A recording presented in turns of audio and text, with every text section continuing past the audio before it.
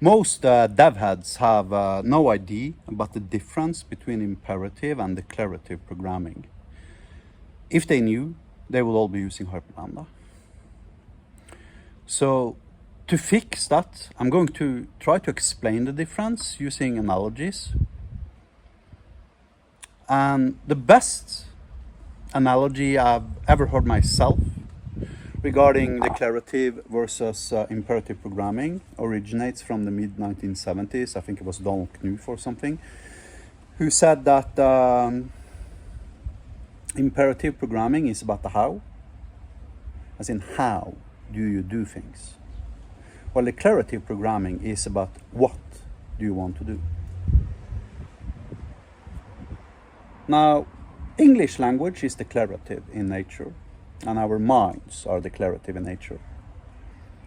So if I'm sitting in my living room, right, and I want to drive to the city, then, I'm going to tell my wife, hey wife, I'm going to take a drive to the city and buy coffee. Let's count the words there.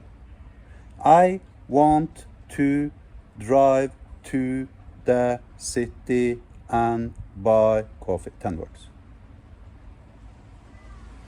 If I was to use an imperative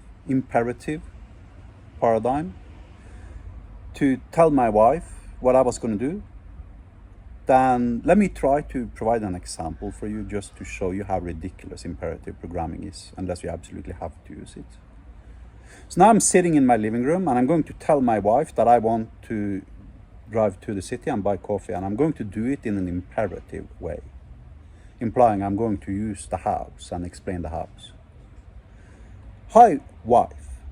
I am now going to stand up from where I am sitting, and then I'm going to walk over to the place where I placed my car keys.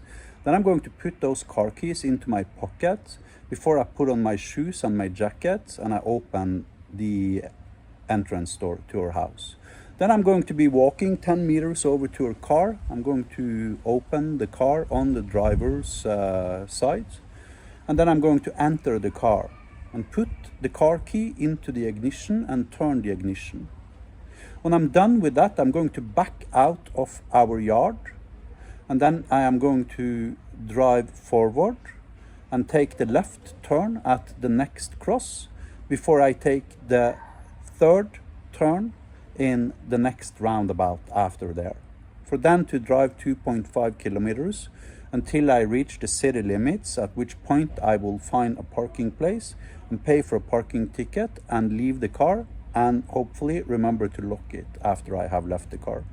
Then I will go over to a coffee shop and I will buy myself a cup of coffee, specifically a double shot espresso today, I believe. Then I'm going to drink that cup of coffee, and then I'm going to go back into my car to the driver's side of the car, open my car, put my ass back into the car, turn the ignition, and drive 2.5 kilometers back to the same roundabout I was at 10 minutes ago, for then to take the third turn to the left. Before I enter my yard and I park my car, I turn the car off and I go back in through my entrance door and leave the car key where I found it originally.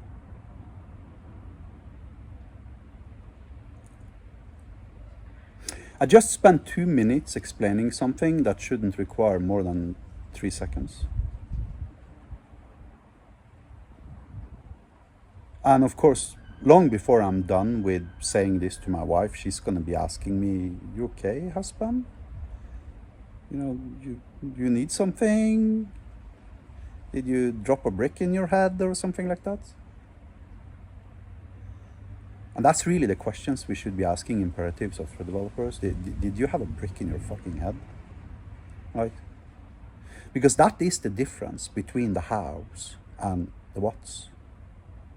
It is literally that big of a difference. I've measured Hyperlambda, and on average, every single thing I can do in Hyperlambda requires somewhere between 10 and 50 times the amount of code in an imperative programming language, even when using libraries, may I emphasize.